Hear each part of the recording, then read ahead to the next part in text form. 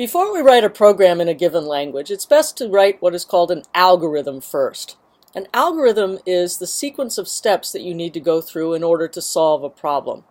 With the top-down design approach, what we do is we write a high-level algorithm with just a few steps, and then we break those steps down into smaller steps, and then we break those steps down. We keep doing this until the steps are all very manageable tasks. A lot of programs can be broken down initially into three very generic steps.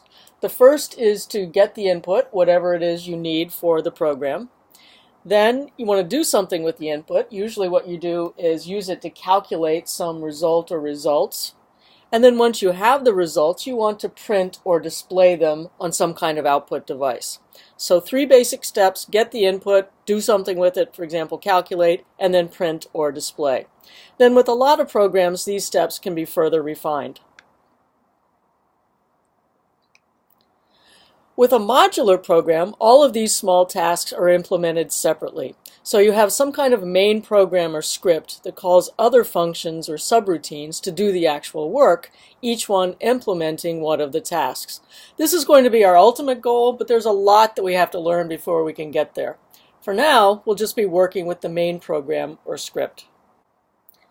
Okay, so this is how a modular program works. We have some kind of script or program that implements the three basic steps. We want to call some kind of routine to get the input. We want to call some kind of routine or function to calculate something based on the input. And we want to call a routine to print or display.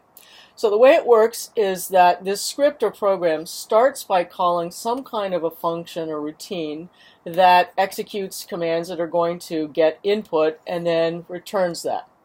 Then it calls some other kind of function or routine, passes the input to that, uses the input to calculate and return some kind of results, and then finally we call a third function or routine that is going to take the results and print them or display them in some way.